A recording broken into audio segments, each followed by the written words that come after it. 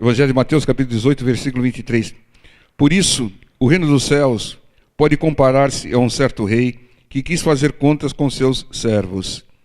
E, começando a fazer contas, foi-lhe apresentado um que lhe devia 10.000 talentos.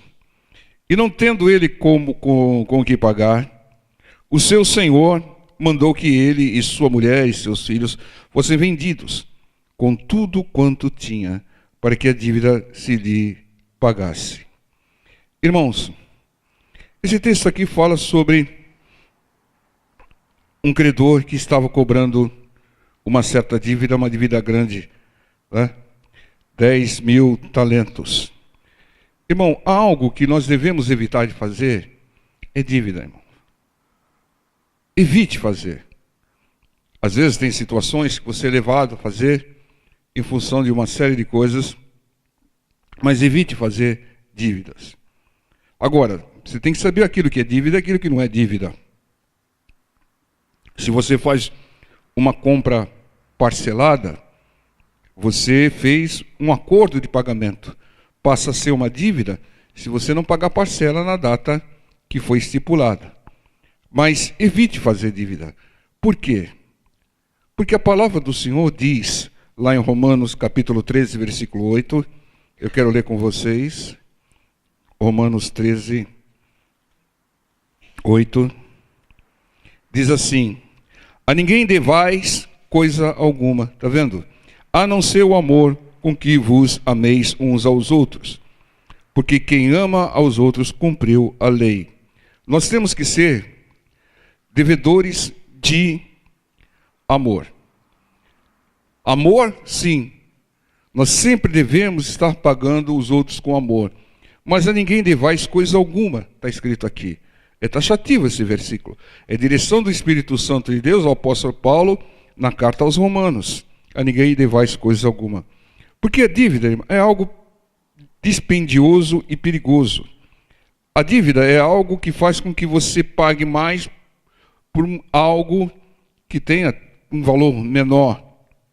Principalmente, hoje em dia, o pagamento de juros, e nós não vamos entrar desse lado financeiro aí.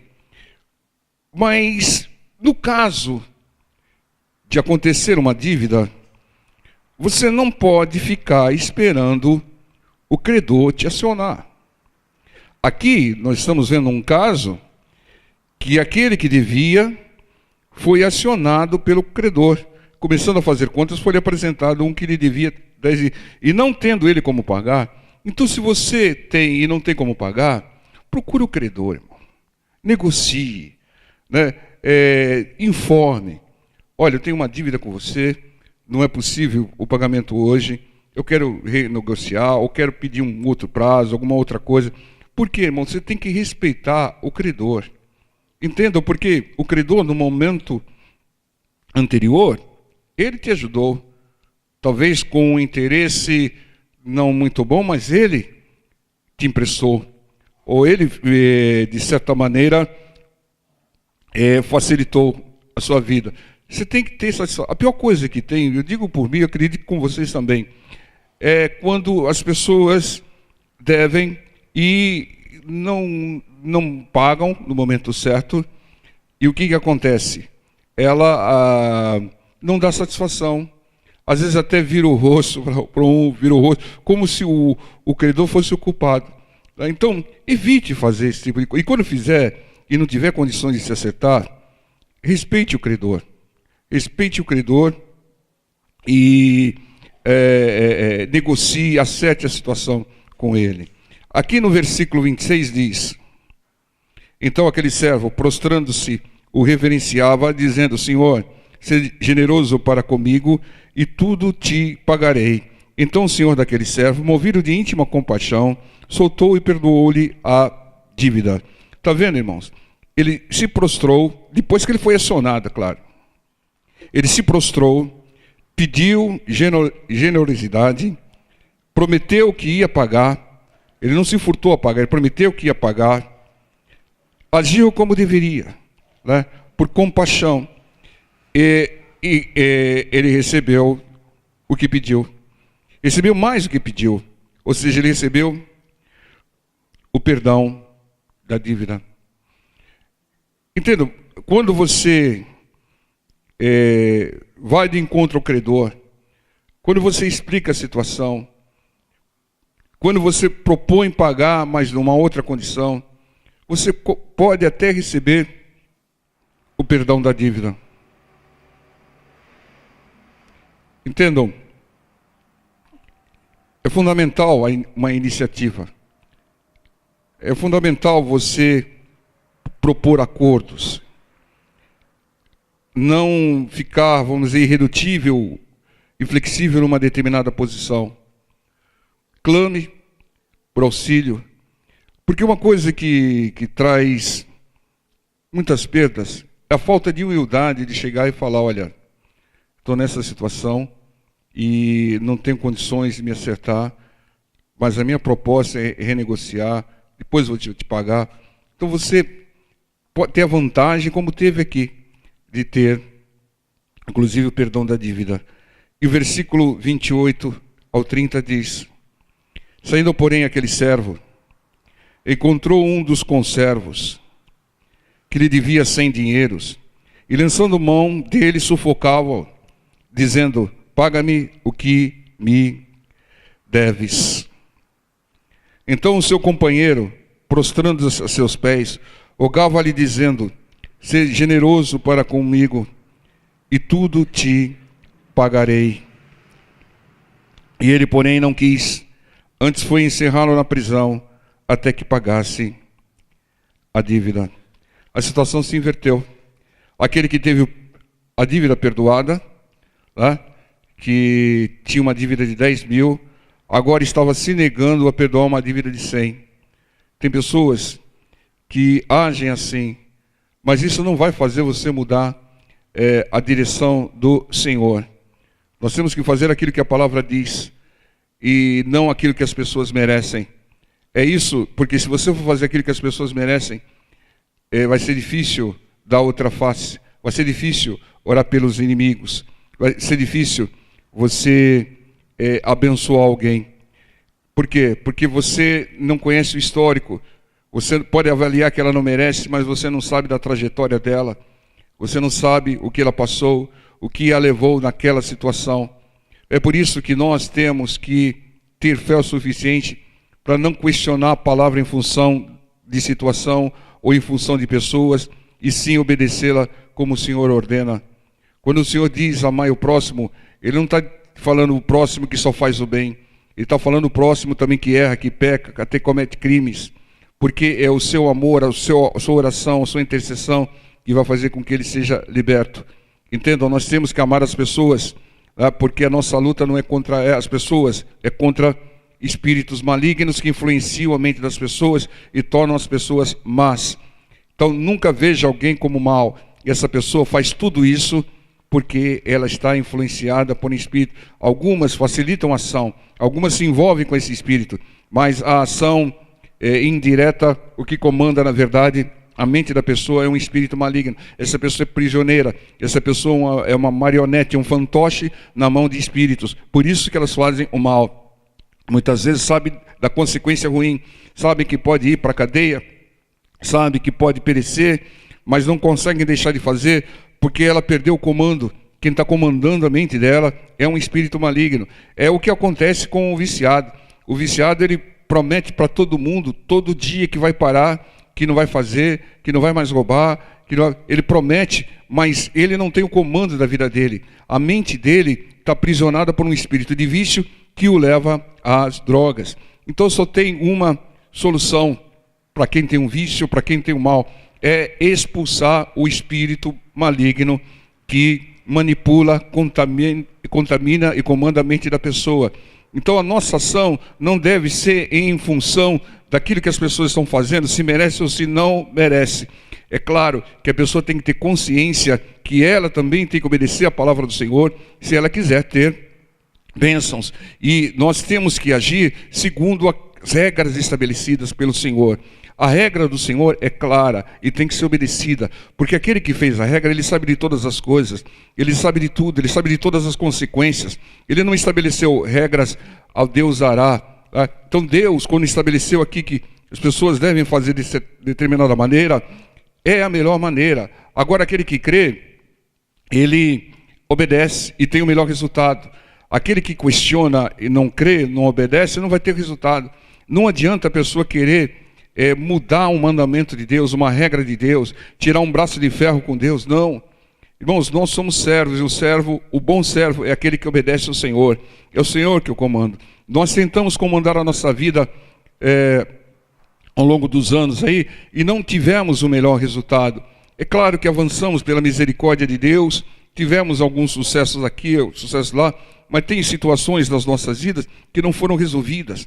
Tem males na nossa vida que não foram afastados, né? Então, quando fazemos de acordo com a direção de Deus, sem questionar, nós estamos demonstrando fé. E com fé, tudo passa a ser possível, porque a fé agrada ao Senhor. A fé nada mais é do que obedecer a palavra do Senhor incondicionalmente, seja qual for a situação, seja quem for, se a pessoa merece ou não. É claro que se você analisasse esse texto, você diria, essa pessoa teve uma dívida perdoada de 10 mil talentos. Tá? E ela não merecia esse perdão, porque ela não quis perdoar um outro com uma dívida bem menor, 100. Ela não merecia esse perdão, mas não é em função do merecimento, é em função daquilo que estabelece a palavra do Senhor. Ou seja, a palavra do Senhor diz, perdoai. Então por isso que ela foi perdoada. Mas a palavra do Senhor diz e esclarece, vamos ver lá em Mateus capítulo 6, que há uma condição para o perdão de Deus, perdão do Senhor. Mateus está lá inclusive na oração padrão, que é a oração do Pai Nosso. 6,14. Porque se perdoardes aos homens as suas ofensas, as suas dívidas, né? Porque dívida não é só dívida financeira. Pode ser uma dívida moral, uma ofensa, um prejuízo que a pessoa te deu. Também o vosso Pai Celestial vos perdoará a vós. Então, se você perdoar, você vai receber perdão de Deus. Se, porém, não perdoardes aos homens as suas ofensas, também o vosso Pai vos não perdoará as vossas ofensas. Entendo? A regra é clara. Para receber perdão, tem que dar perdão. Para colher perdão, tem que semear perdão. É a regra do Senhor. E a regra do Senhor é estabelecida da melhor maneira, porque Deus sempre faz o melhor. Então você vai perdoar para receber o perdão de Deus. Mas veja como o Senhor age. Voltemos lá ao texto básico. Mateus 18:31. Vendo, pois, os seus conservos o que acontecia, contristaram-se muito e foram declarar ao seu senhor tudo o que se passara. Então nós vimos aqui que os conservos, os servos dos servos, viram como aquele foi perdoado e não perdoou o outro. E foram levar ao Senhor, né, o que aconteceu. Então o seu senhor, chamando a sua presença, disse, servo malvado, perdoei-te toda aquela dívida, por que me suplicaste? Não devias tu igualmente ter compaixão do teu companheiro, como eu também tive misericórdia de ti? E indignado, o seu senhor o entregou aos atormentadores até que pagasse tudo o que devia. Assim vos fará também meu Pai Celestial, Deus Todo-Poderoso, se de coração não perdoardes a cada um a seu irmão as suas ofertas. Então entendam, tem que perdoar, irmãos. Tem que perdoar. Porque se não perdoar, não recebe perdão. E aquele que foi perdoado antecipadamente, foi-lhe retirado o perdão. O perdão foi afastado, foi anulado, ele teve que pagar a dívida. É muito sério isso, irmãos, porque a gente tem pregado muito a respeito de perdão. Porque a falta de perdão é um mal terrível.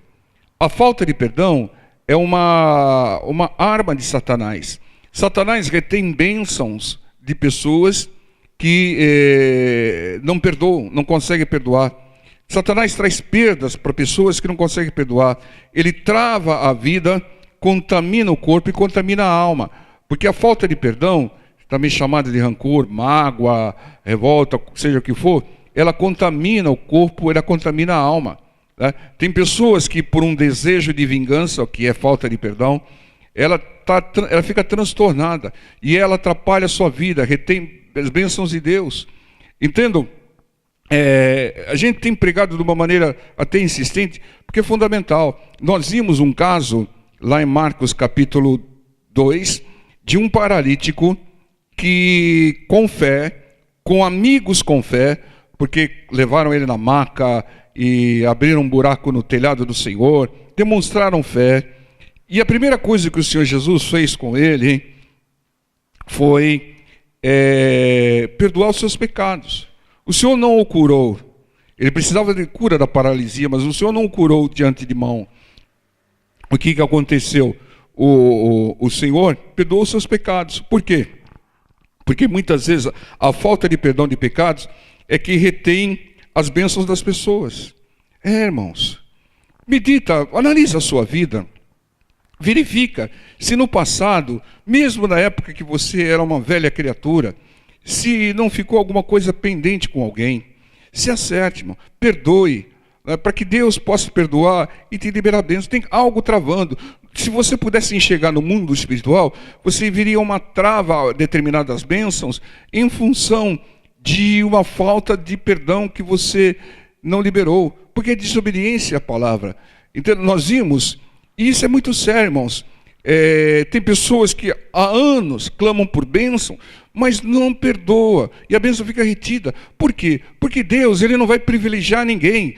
E Deus é um Deus fiel, mas Ele é Deus fiel à sua regra, à sua palavra. E a regra está estabelecida. Ele não vai mudar a regra para agradar um ou para liberar a bênção para o outro. Não. Nós é que temos que nos enquadrarmos na regra para podermos receber. Nós vimos lá em João capítulo 5 o caso de um enfermo que ficou 38 anos. 38 anos lá de um tanque. Era uma pessoa complicada. O texto mostra que ele era acomodado, porque ele não clamava. O Senhor Jesus ficou frente a frente com ele, ele não clamou. Ele culpava os outros. Não tem ninguém que me coloca na água. Ele devia ser uma pessoa muito complicada, porque ninguém queria colocá-lo na água. Depois recebeu a bênção, foi curado depois de 38 anos e não sabia quem o curou. Foi perguntado pelos judeus, e os judeus que queriam prender o Senhor, não é lícito curar no sábado e tal. E na hora que o Senhor encontrou com ele e mostrou que foi o Senhor que o curou, ele foi lá e denunciou o Senhor. O que o Senhor Jesus falou para ele? Não peques mais. Não peques mais, para que não te suceda coisa pior. Ou seja, tem pessoas que ficam 38 anos ou até mais com certos problemas. É claro que nem sempre um problema está atrelado a pecado. Uma coisa que nós temos que ter isso em mente. O fulano lá está com esse problema porque ele deve estar em pecado. Não, irmão. O Senhor Jesus sofreu um bocado, foi torturado e nunca pecou, né? O apóstolo Paulo tinha um espinho na carne e não estava em pecado, né? O pecado dele já tinha sido apagado. Tem os propósitos de Deus. Muitas vezes vem algumas lutas, alguns males, com um propósito abençoador do Senhor, de tratar, de moldar, fazer buscar mais. Nem sempre um mal, uma enfermidade, uma perturbação está atrelada a pecado, mas há aquelas que estão atreladas a pecado. Uma prática, vamos dizer, usual da pessoa, quando o pecado é uma prática cotidiana, o nome é iniquidade. A pessoa faz aquilo como se fosse uma coisa normal, mas é um pecado constante. E tem o pecado pontual. E uma coisa que é um descumprimento da palavra do Senhor é quando não se é liberado o perdão. Então, entendam, não importa o que te fizeram, o que importa é o que está escrito. O que importa é que o Senhor diz na sua palavra, como disse a sábia Maria, faça tudo o que o Senhor vos disser, né? Então, a palavra do Senhor, ela é maravilhosa, porque ela não te dá direção em função da sua luta ou da sua circunstância, né? Ela te dá, do seu momento, te dá direção para que você seja abençoado em todas as fases da sua vida. Ou seja, o grande segredo, como nós falamos no início, é a prática da palavra. E a palavra manda perdoar, tem que perdoar. A palavra manda ofertar, dizimar, semear, tem que semear. A palavra manda fazer uma série de coisas, interceder, orar sem cessar, tem que fazer, irmão. Porque não está à toa, irmão. Tudo tem um grande propósito quando obedecido. Então, é a prática, é a ação, é de uma tomada de atitude. Não, eu vou perdoar. O fulano fez isso, fez aquilo, mas eu vou perdoar. Não porque ele merece, mas porque eu confio no meu Deus, na palavra do meu Deus, e meu Deus ordenou, e obedeço, por amor ao Senhor. Aí a pessoa recebe o perdão. Mas aquela pessoa que não retém, ela quer algo para ela que ela não dá para os outros. Que é isso? Então, esse texto fala sobre isso. Amém? Vamos para um outro texto agora. Mateus 19, 4. Aqui um outro assunto totalmente diferente, hein, pessoal? Ele, porém, respondendo, disse-lhes: não tendes lido que aquele que os fez no princípio, macho e fêmea os fez? Vamos dar uma paradinha aqui, irmãos. Vai começar aí com a cadeirada. O Senhor fez macho e fêmea, irmão. Qualquer coisa diferente, não foi o Senhor que fez, é o que diz o texto. E disse: portanto, deixará o homem pai e mãe, e se unirá à sua mulher, e serão dois numa só carne. Né? Portanto, deixará o homem, o pai e mãe, e se unirá à sua mulher, e serão os dois numa só carne. É o que está aqui no texto, em forma de pergunta. Assim não são mais dois, mas uma só carne. Portanto, o que Deus ajuntou, não o separe o homem. Irmãos, texto muito delicado. Mas, em primeiro lugar, o texto fala sobre, no princípio Deus criou macho e fêmea. E se não é macho e fêmea, não foi criado por Deus. É uma interferência, é uma mudança, é uma ação do inimigo. Ah, pastor, mas tem pessoas que têm características, é homem, características femininas. É mulher, tem características masculinas. Bom, vamos orar, mas a conduta tem que ser em obediência à palavra. Amém? Não é porque tem uma característica tal, característica outra, que vai se comportar como as pessoas de tal característica, porque não o é. O comportamento tem que ser de acordo com a palavra de Deus. O que a Bíblia combate é a prática. Não é ninguém, não é pessoa, mas é a prática. Né? Então, se praticar a palavra de Deus, pode ter característica que for. Né? Pode ser um pouco, porque ninguém é igual. Pode ser um pouco mais duro, um pouco mais delicado, seja o que for. Mas tem que preparar a palavra. É claro que isso direciona para que aqueles que não têm, vamos dizer assim, uma característica de buscar um sexo oposto, é claro que essa pessoa tem que meditar seriamente a respeito do celibato. Não é verdade?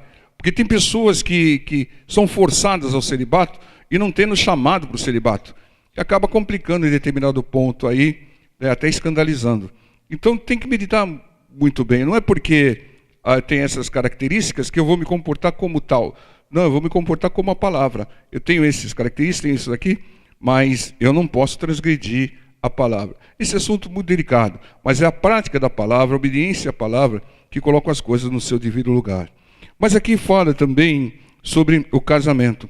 E diz que duas pessoas se juntam formando uma só carne. Então as coisas têm que mudar, irmão. Acabou a individualidade. Agora tem que haver união. Agora tem que haver acordo. Agora tem que haver concordância. Para que as coisas fluam de uma maneira normal. Porque não é mais uma pessoa. Quando a pessoa ela entra no casamento e ela tem uma dificuldade enorme de ceder, de abrir mão de algumas coisas, ambos os lados, complica. Né? Há atrito. Então, a pessoa tem que entender que agora é uma nova vida. Não é mais uma vida individual, é uma vida conjunta, é uma só carne, duas se unindo.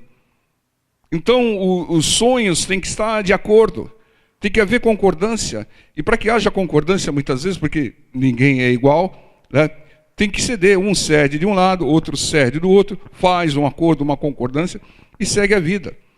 A pior coisa que tem é a pessoa que se une a uma outra pessoa e quer continuar a sua vida como se fosse antes.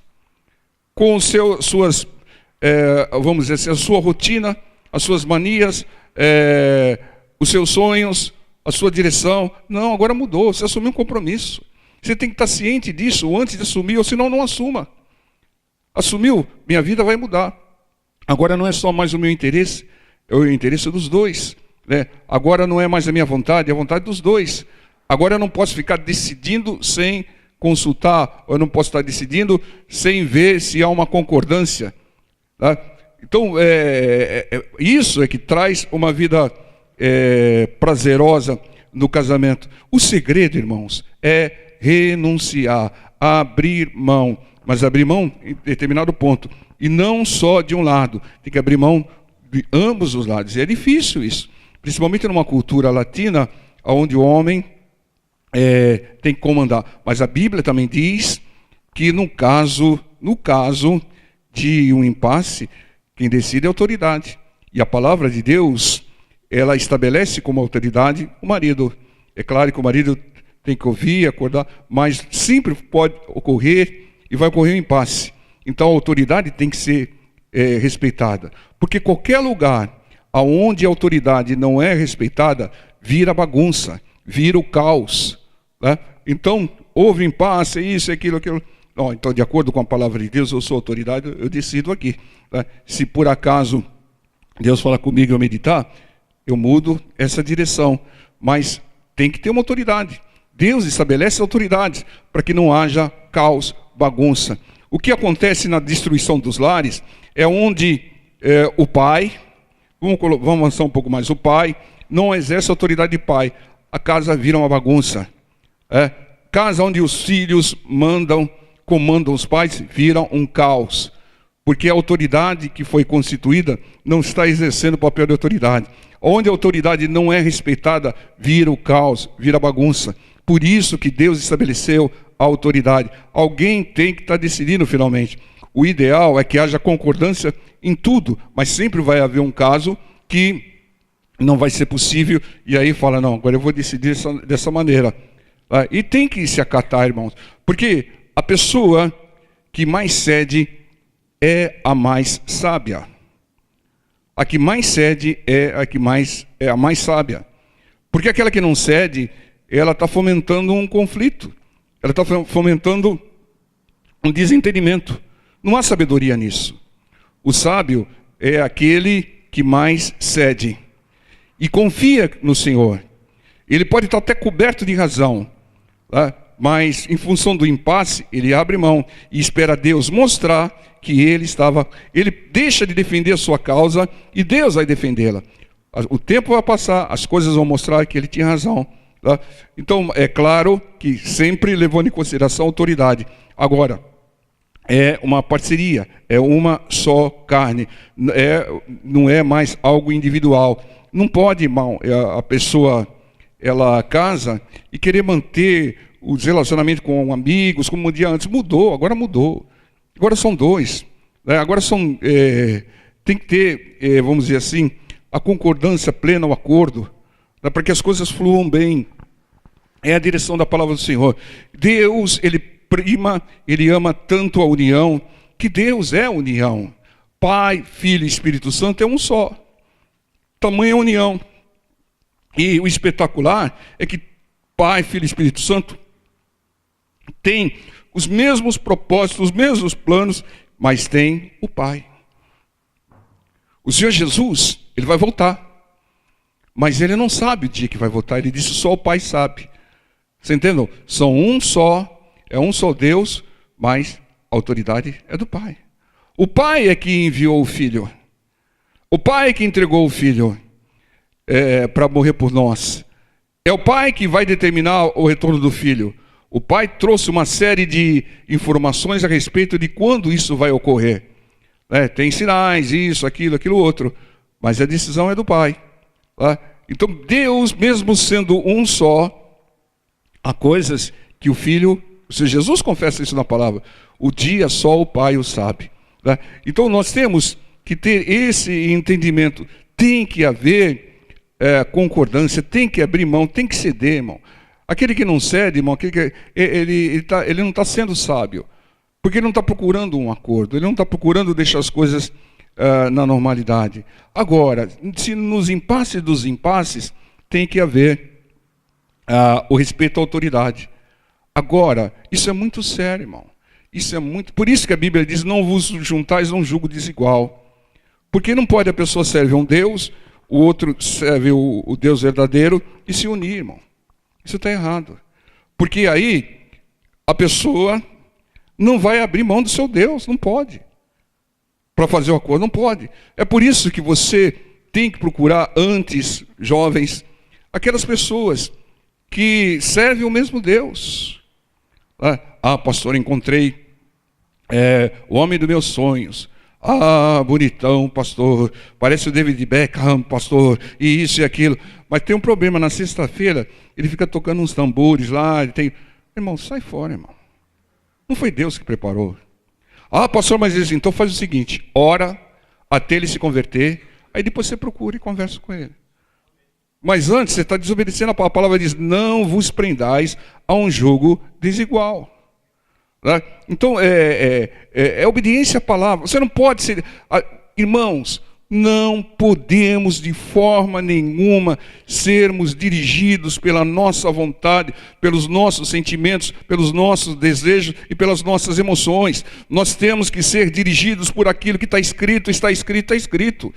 É a única garantia de ter uma vida plena e feliz.